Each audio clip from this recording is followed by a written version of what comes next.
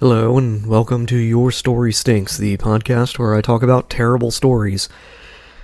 I will be completely honest with you, I wasn't sure if I would be doing today's topic or if I'd be talking about Handbook for Mortals, because two different people sent me them as ideas, and honestly, Homestuck is terrible and always has been, and I will explain why, but it's contentious, I guess. It has a very passionate fan base, and I'm not particularly interested in engaging with them. Handbook of Immortals, on the other hand, is a utterly absurd, confusing mess due to the fact that it's honestly the most interesting self-insert story just from a perspective of, like, I don't even know how to put it. Honestly, I can't talk about either of these things without going into, like, extreme detail. It's enough to say that they're both really bad and they're both really confusing and really baffling. And quite honestly, Homestuck is the easier of the two to talk about because it's always been shit. And that was actually kind of the point. That's actually kind of why it worked for a very long time. And I will discuss all of this, but first and foremost, if you don't know what Homestuck is, it was a long-running webcomic sort of thing from way back in the early days of Tumblr. And their own website, it was from a place called MS Paint Adventures. They did things like Problem Sleuth, and the creator essentially gained a reputation for being out there, adventurous in terms of his storytelling, but I don't think that many people really engage with anything about Homestuck or Problem Sleuth or the creator in terms of their style of creating and why it worked and then why it suddenly didn't work. You can talk a lot about the fandom, about why they're good and why they're bad. You can talk a lot about, like, the various characters and their stories or whatever, but the reality is that the storytelling itself is shit. The story is absolute garbage from a technical perspective. And if you're like, that's bullshit, I like this and this, they had this huge story, and no. Okay? The reality is that Homestuck functioned and was popular because of its adherence to certain things, which are ultimately to its detriment. In the same way that every other form of episodic storytelling eventually stops working.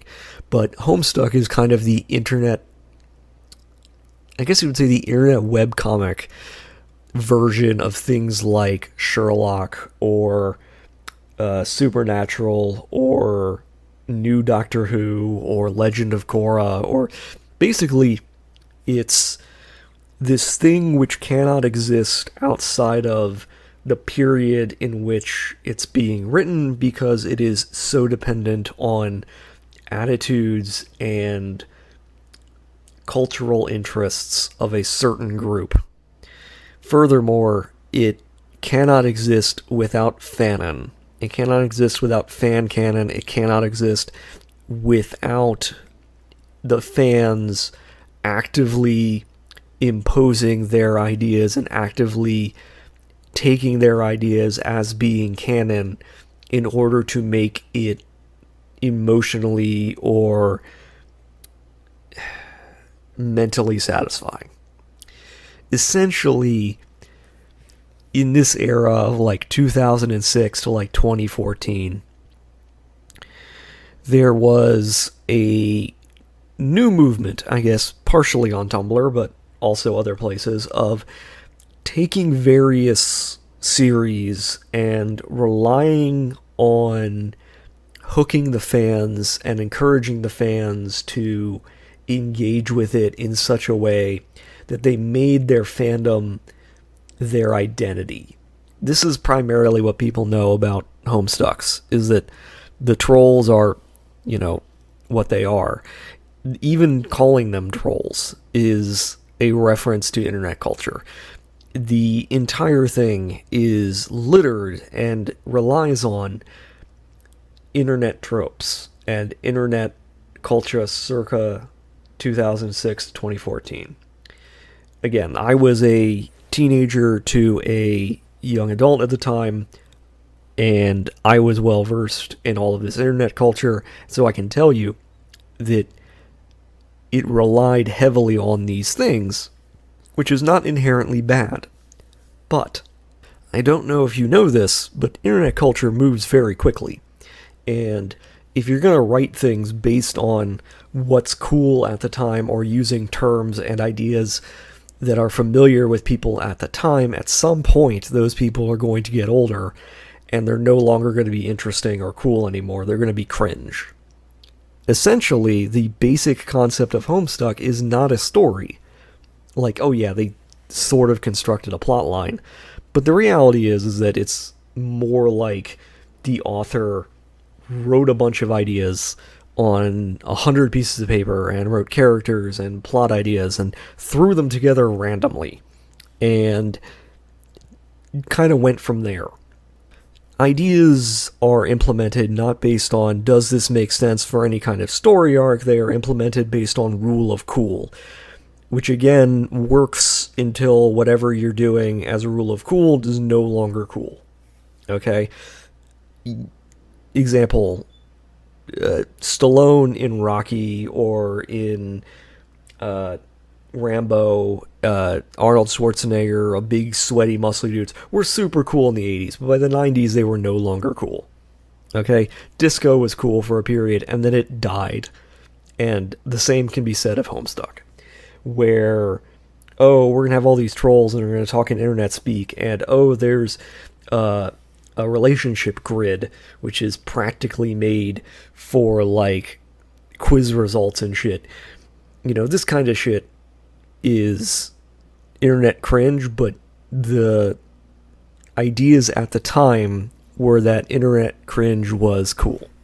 Like, being LOL so random was part of the point. It's sort of like avant-garde performance art where everybody knows it's lame.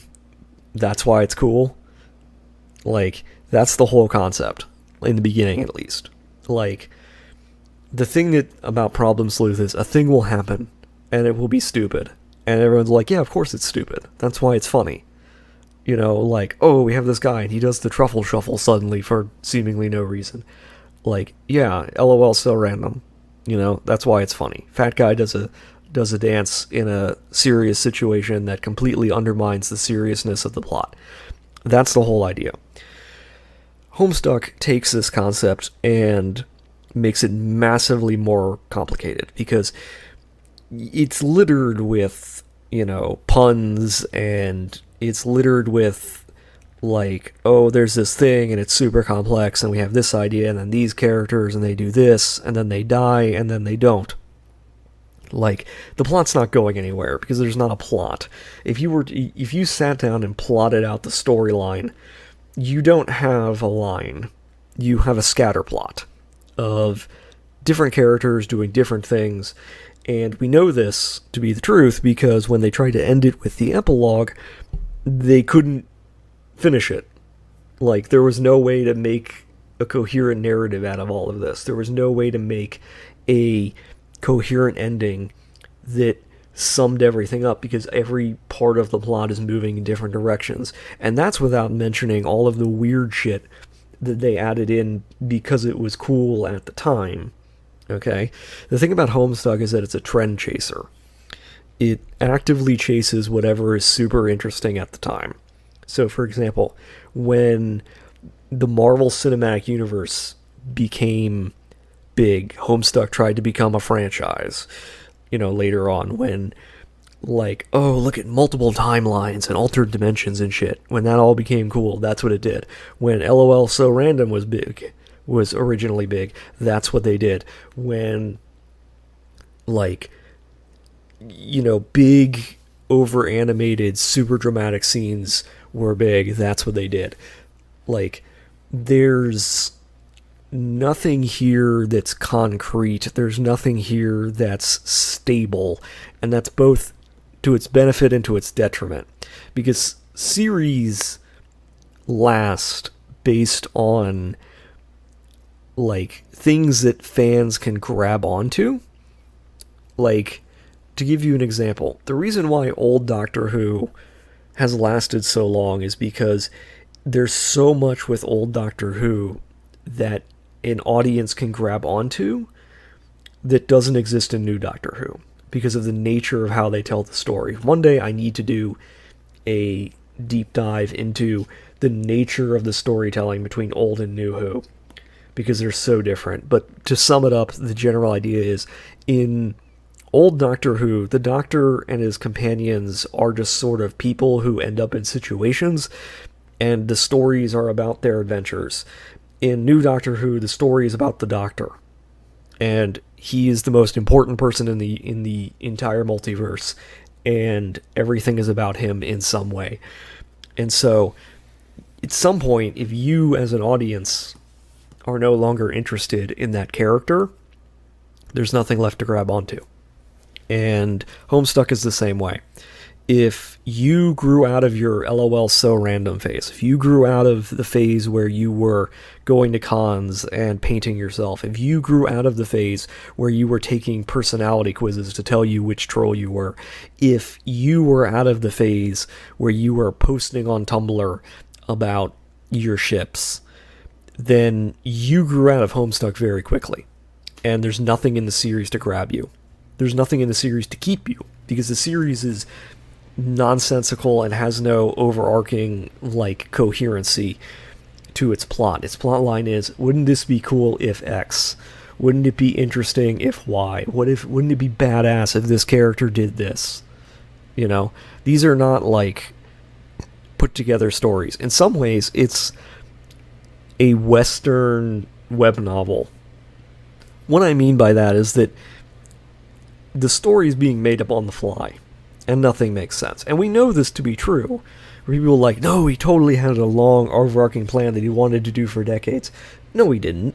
And we know this because there were times when he would say things like, oh, you can put your character in this, or I'm going to let somebody who on my Toblerone journey is going to, like, affect the storyline. And then they did. And that's without even going into the fact that the main plotline, the main ending of the thing, basically goes, well, what is canon anyway? And as soon as you as a writer go, well, you know, what is canon? You might as well just throw your story out. There's no point in writing. Like, the reality is that it's one thing to be like, what if we did an AU? What if we did an alternate universe story? What if we did a, like, other timeline? If this didn't happen, what would happen? That's one thing. It's entirely different to go, well, what is canon? I mean, I'm the writer and I don't know, so it could be anything you want. Like, that's an invitation for your audience to make whatever they want canon in their minds so that they will remain invested because you as a writer have not given them anything to be invested in. Okay? It's also a great way to piss them off because writers are encouraged, some might say obligated, to pay things off to their audience if they set them up themselves. This is the whole concept behind every romance story known to man. In the last episode, I talked about the Mister, and if E.L. James can figure this shit out, then Homestuck should have been able to. Like, she's terrible as a writer. She's awful as a writer. But she understands that if you're going to set up a romance, you need to pay off the romance. You can't just, like, set it up and at the 11th hour go, well, what is canon anyway? You know? Like, that's all of Homestuck. Homestuck is, like, encouraging your audience to take everything as meaningless and take everything as pointless and just kind of go, wow, that isn't that cool. Which is akin to just jangling keys in front of a toddler. Like, there's nothing here. There's no storyline. There's no, like, deeper meaning. It's just kind of all there in this big morass of ideas and plot threads that go nowhere. And you might say, well, what's bad about just doing whatever? What's bad about having a sort of lighthearted or non-intense relationship with your work? And the problem is not that. The problem is that if you don't care as a creator, your audience doesn't have a reason to care. Okay? If you as a writer convey to your audience that LOL nothing matters, then they're not going to invest. Okay? There's a reason why people get invested in ships. There's a reason why people get invested in stories and in characters. And it's because they want to see things paid off. The whole point of fandoms is like, oh, I like this ship, and I want to create things around this ship so that one day it will be canon. Like, that's the great hope. And they're either happy at the end of it because it became canon, or they're sad at the end of it because it didn't. Okay? But either way, there's a payoff. Homestuck is like, well, who knows what canon is? And so at the end, you're just kind of left with a question mark and a shrug. And, oh, everyone lived happy ever after. And it's just kind of like, nobody's happy. Like, even if the ending was rocks fall, everyone dies, that would still be superior. Simply because at least then you would have, like, conveyed something. But the problem is that the creator doesn't particularly have any kind of, like, interest in making something coherent or paying anything off, because he's never thought about a story plot line that's deeper than, like, 1 page long. Again, you can absolutely tell this is the case, because if you can change the genders of your characters on a whim, then, like, what are you doing? Like, I'm not saying that one's, like, sexuality needs to be, like, their whole character. In fact, that's a really bad thing to do. But the other extreme is just as bad. Like, is it good to have trans characters? Absolutely. And you should do that. You should write trans characters. But if you take a character that's never been trans, and you're just like, now they're trans, like, it's changing, like, a car filter, like, you haven't done good representation. You've just, like, you might as well just be treating it like a coat of paint. Like, that's not how you do anything. And it shows you how little invested you are in these characters, how little character they actually have. Like, if you actually sat down and tried to, like, here's a good way to know whether or not a character is good. Here's how you know whether or not, like, you have a complex character on your hands. Without saying their job, without saying their race, without saying anything that they've done, what is their character? So normally this should give you, like, a list of character traits. This should give you something along the lines of, like, oh, this character is a hopeful individual who wants to do X. Okay? Or this person is a downcast sort of individual who doesn't like these things and is trying to do XYZ. You should not define characters by, like, their appearance or their sexuality or their jobs. Like, you shouldn't do that. You shouldn't define characters that way. You should be defining your characters by their personalities and by their goals. Okay? This is a problem with a lot of writers who try to make trauma a character trait, and trauma is not a character trait. Trauma is a thing that happened to them that informs their character traits. It is not itself a character trait. For the same reason that having clothes and a car is not a character trait. Okay, those are things. Being materialistic is a character trait. But wanting clothes is not a character trait. That's not how it works. And everything in Homestuck is exactly like that. All of the trolls are like this. It's like, oh, this one's a cat girl, and this one's an SJW, and this one is a mermaid, and it's like, you know, this one's a clown. It's like, that's the depth. And anything that's been added to them, anything that is, like, done with them, never really makes them any more interesting or any deeper, because the characters can't really develop, because there's no one direction they're all moving in. Like, if this was a well plotted out story, then all of the characters would end up roughly in the same place narratively. Like, to give a good example of this, Lord of the Rings. You have a lot of different characters and a lot of different environments, and they're all doing different things, but they're all narratively moving in the same direction. Okay? Frodo and Sam are moving to Mordor, Aragorn, Legolas, and Gimli are dealing with Helm's Deep, and then eventually moving from, Helm's Deep to Minas Tirith. You have Pippin and Merry who are doing similar things on their own. You have these different plot lines and stories that are in different locations. They're doing different things, but they are moving narratively in the same direction towards the same thing, so that your climax of your story has all of them involved, and that there is some sort of resolution for all of them, even if it's not necessarily like a satisfying resolution. So to give an example of a non-resolution for a character, Gimli is just kind of there for most of Lord of the Rings.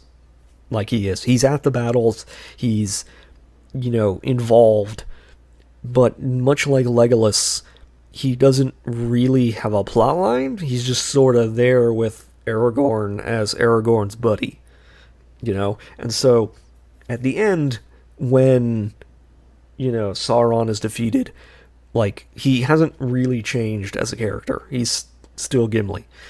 And that's fine, because he's not treated as, a major plot figure whose actions are super important. Homestuck treats every character like they're Frodo, or every character like they're Aragorn, where every character has at once infinite agency and yet no agency. And so every character is treated as though that their actions are having cosmic value, and yet none of it matters. Because again, you can't write a story with LOL, nothing matters. What is canon when you're doing this? You can't have everything be super important and also everything being not important. It's fundamentally impossible. You can't take a story and say everything is moving towards this, but also everybody's moving in different directions because I've decided one day that I want this to be super animated, and I want this to be a game now, and I want this to be like an interactive dating sim, and I want this to be you can't do that over and over again. It's like crypto, where every crypto project is we're going to be, all these different things. We're going to be a casino. We're going to be a multimedia experience. We're going to be the metaverse. We're going to be a currency. We're going to be a game. No, you're not. You can't be everything at once because you're nothing. That to me sums up Homestuck, where it's tailored to the sensibilities of a generation that aged out of it. And if you were super into it, I know for a fact that most people would probably say that it stopped being I don't know, I would say that it stopped being fun at some point. And I'm guessing for a lot of people it was the retcon, which is a plot point, because of course the retcon, as it is called, that's the point where it's clear the author's completely given up on his story and completely given up on making it make sense, and he's completely given up on satisfying his fan base, and so he encourages his fan base to create fanon. This is where I get into the fact that the series can't survive without fanon. So, because the author is not going to create content that's satisfying or coherent, he basically goes, yeah, you guys can do whatever you want, and then he has a surprise Pikachu face when it turns out that, all of my fans are mad at me because every time I make something canon, or I change something, or I do something, they're all super mad at me for contradicting their fanon, which I told them that they should be doing, because I won't give them, actual character development, or actual, stakes that matter, or, actual plot points. The retcon, basically, I think, for a lot of people, was the jumping off point. That's the wake-up point. It's similar to, in Sherlock, when they basically gay-baited Moriarty for an entire season, and then Like, they basically went, nope, he's not actually, like, alive, and also he's not gay, and also, like, we're just never going to pay this off, and we're going to do an episode where you guys give your fan theories, and we insult you to your face, basically. Like, that's the jumping off point. And for everybody who didn't jump off at that point, you end up into increasingly varied stages of delusion, which is why when Homestuck ended, and then it created an epilogue, which, again, that's a terrible sign. If you're going to do a finale and then an epilogue, that means that you didn't do a finale. Like, the whole concept of a finale is like, this ties everything together and everybody's happy and we're done. Epilogues usually mean something has gone horribly wrong. Like, I don't know of any story that has an epilogue and people are like, yes, this is good. And some would immediately say, well, what about Lord of the Rings? When, Frodo and Bilbo get on the boat. And isn't that the epilogue? No, it's not. It's the literal finale. Like, it's not the climax. It's the finale. The finale is the end. The finale is, this is where the story ends. Okay? An epilogue says, that was where the story ended, but here's more story. And it's always terrible, because it means that you've left something undone, or you didn't find a way to make everything work together, or you want to set something up in the future because you think people want more of this, or whatever. And it's telling that the epilogue for Homestuck is a unbridled mess, which tries to make some sense of all of the, left out plot threads, and also at the same time goes, yeah, canon doesn't matter and we don't know what it is. I keep coming back to that because it's the only time, like, this is like the only series where it seems like it was happy to say that LOL nothing mattered, but it was trying to say it ironically until it didn't. Like, for a very long time, it was like, LOL, isn't it funny where he picks up arms and they're literal arms? Isn't it funny when a character dies and then comes back because video game logic? Isn't it funny where all of a sudden, there's the end times and, LOL, isn't it funny that all these guys speak in internet speak and one's a cat girl? Like, LOL, nothing matters. Like, oh, isn't it funny that buckets are funny? Like, and that works, but like, from an ironic point of view, where, yeah, everyone's like, oh yeah, nothing matters, but in reality, things do matter to the audience, because the audience is still investing in it. Like, it might be absurdist, but it's still important. And then the point where you cross the event horizon and go from LOL, nothing matters is ironic to LOL, nothing matters for real, that's when you lose everything. And it's pretty telling that as soon as Homestuck quote-unquote ended, and they tried to make all these games and make Homestuck 2 and all these other things, they just completely fell apart. Because there's nothing there. There's no meat. Homestuck is as vast as the ocean, as deep as a puddle. There is a billion different plot lines and stories and timelines and all kinds of bullshit, but there is very little holding it together. There's very little delved into that matters. A lot of time is spent on meaningless nonsense, and that's a good thing. Like, it's a good thing because that's what the audience wanted. Like, as a funny little webcomic, having no plot and just having characters be weird is funny and entertaining. But trying to be like an actual story, like, this thing is like over 1.5 million words or some shit, and that's way too fucking long. Like, to give you some idea, a novel is somewhere between 40 to 80,000 words. To write 1.5 million words means that you needed to cut things. A lot of things. It means most of this is filler. Most of this is bullshit. Most of this doesn't matter. If you removed it, it wouldn't change anything about the story. Most of the characters mean nothing. Most of the characters don't have arcs. Most of the characters aren't particularly interesting. And the ones that are focused on usually piss off the fan base. Like, because it's either they're bad characters or they're not the characters that the fan base wants to invest in. Like,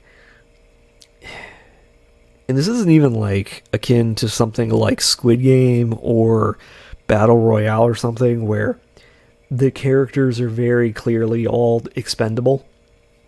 Like, you're not really told to invest in them in the same way that, like, Game of Thrones has this problem where, like, you can't tell your audience that anyone could die at any moment and also have them all be, like, super interesting invested in, because they're just going to die and disappear from the plotline.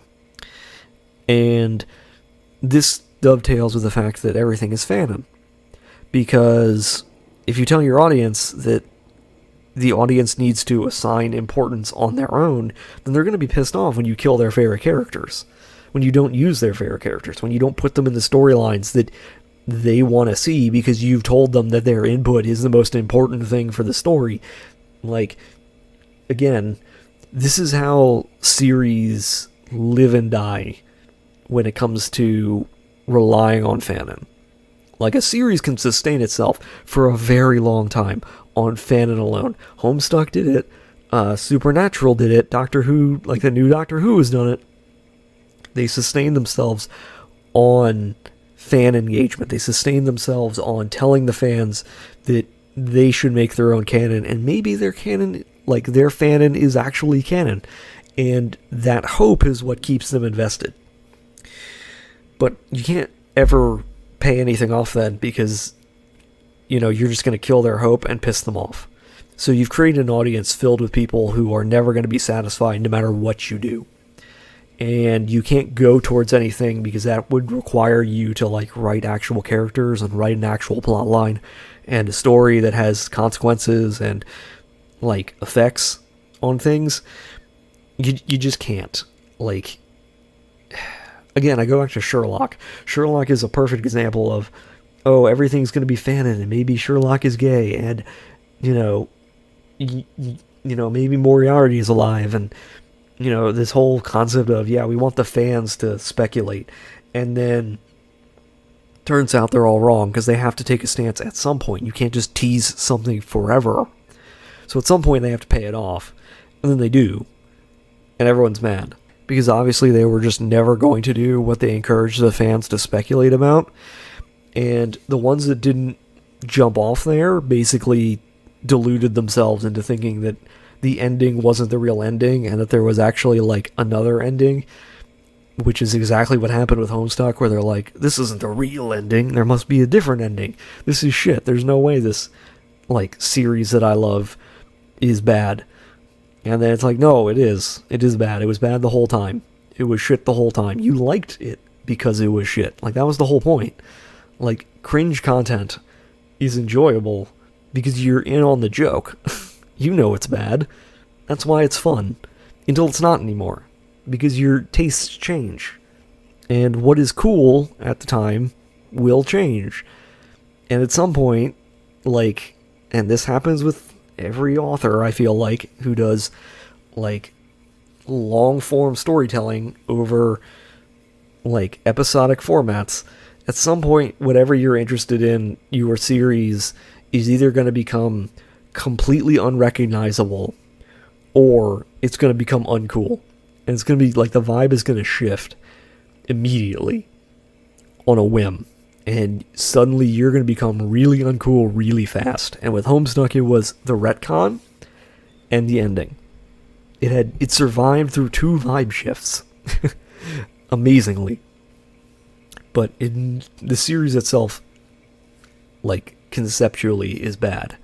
Like, again, there's so little to talk about in terms of, like, story arcs and concepts of, like, character development and why this doesn't work, because the only feedback you can really give Homestuck is you needed a plan. you need to actually like write a story as opposed to just writing plot points. Plot points on their own are not a story. You can't assemble random plot points and have it be a story. There has to be meaning behind it. Like, granted, the most basic definition of plot is something acts on something else and we want to know why. Like, that's the most basic definition of plot in a story. A man eating breakfast is not a plot. It's not a story. It's just a thing that's happening. Okay? Homestuck managed to create man having breakfast and we want to know why for years. But what it didn't do is it didn't have anything acting on anything else. So there needs to be both elements. You need to have something needs to act on something else. Okay? Like a man needs to be eating breakfast as he thinks about his broken marriage. That's the setup for a story. A man goes to the bank and a bomb goes off. That's a story. We want to know why. Homestuck takes the opinion, man eats breakfast, and goes, okay, the man is acting on his breakfast. Why? Why is the man eating breakfast? Like, that's the entirety of Homestuck. That is the depth, which again is not very deep. But there's just a million points that are always like that. This character is a cat. Why? Like, the story basically assumes that character acting on cat is the entirety of the story. And that's without getting into the fact that, like, the characters, again, aren't very deep. And when he adds new characters, he can't escape from the fact that he's just not very interested. Like, it's an ADHD story in a lot of ways. It's a story that has no focus, that can't, like, dwell on any one thing.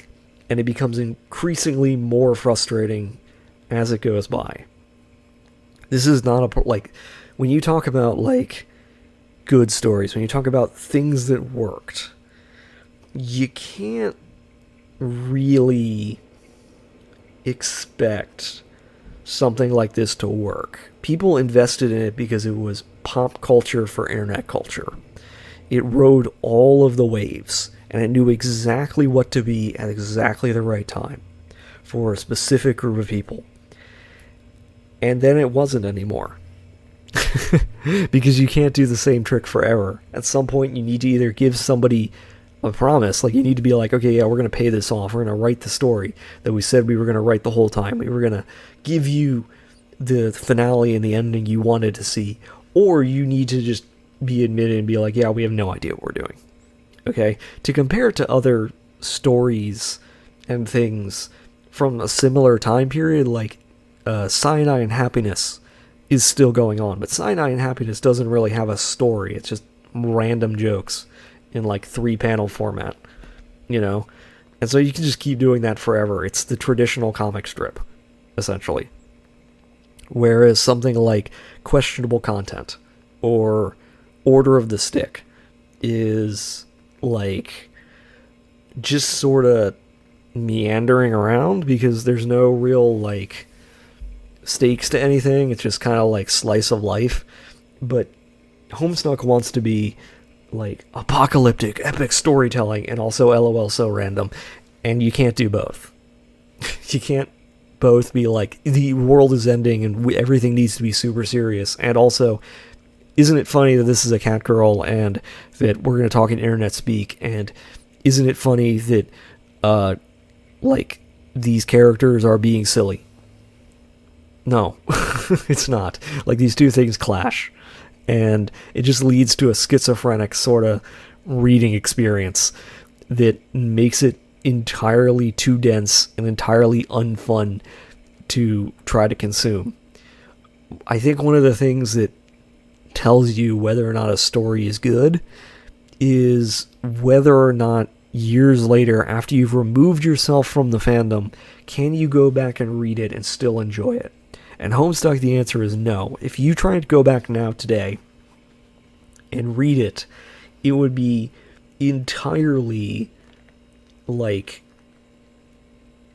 I can't even think of the word. You just couldn't... It's so opaque. It's so like...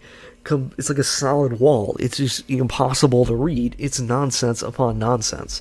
It's like separated from all of the in-jokes and separated from the cultural period it was in. You just can't read it. It's unreadable. It's just terrible. Like, you might as well be trying to read your fanfics from when you were 14. You just can't do it. Because you're going to spend the entire time cringing and being like, wow, I was an idiot. You know, compare this to something like Undertale. Okay? Undertale, for example, the creator was super into Homestuck, created his own game after making music for Homestuck over the years. Undertale is a perfectly serviceable game that you can go back to at any point, and you can enjoy and read long after its cultural moment is over.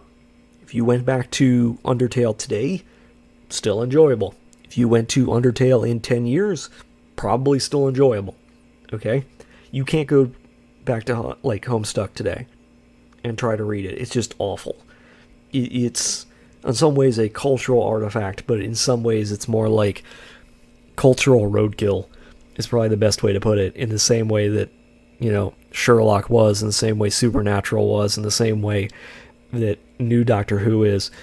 Basically, they just kept driving that truck until they drove it into a ditch. And now it's on fire. Like, I wish I could delve deeper into, like, something to talk about, but it's only interesting because it's the perfect example of a story that isn't a story. It's a long-running series where you might as well have been pulling characters and plot points out of a hat and just assembling them randomly. It's just baffling, is my point. But I don't have anything else to say about it. It's just bad. And you should be able to recognize that just trying to read it again today. If you're separated from that culture, if you're separated from the in-jokes at the time, there's nothing here. There's nothing to latch onto. There's nothing to be invested in. Because everything is flat and scattered, and you know nothing is going to be paid off. The series relied on the idea that the fans, through their fanon, would keep hope alive and be invested through their hope. Knowing that nothing is going to get paid off, that it's all going to, like, collapse, you can't read it. Because you know that you can't get invested, because every plot point that you see, you're like, yeah, that's never going to go anywhere. Yeah, that's going to get retconned. Yeah, that character's now is going to die and never come back. Like, how do you invest in that? How do you do that? Again, compare this to, say, Lord of the Rings. You can go back and read Lord of the Rings. Compare this to Undertale. You can go back to Undertale after playing it. In fact, you're encouraged to do that after playing it. And enjoy it. You can't do that with Homestuck. Homestuck is just a disaster from beginning to end. And that's really all I have to say about it. I guess this means that next time I have to talk about Handbook for Mortals, which is the most interesting self-insert I think I've ever seen, because it's the only self-insert I've ever seen that has the protagonist described by every other character as being the worst human being who has ever lived in book, in universe. It's very interesting in that regard. So yeah, I guess that'll be next time. See y'all later.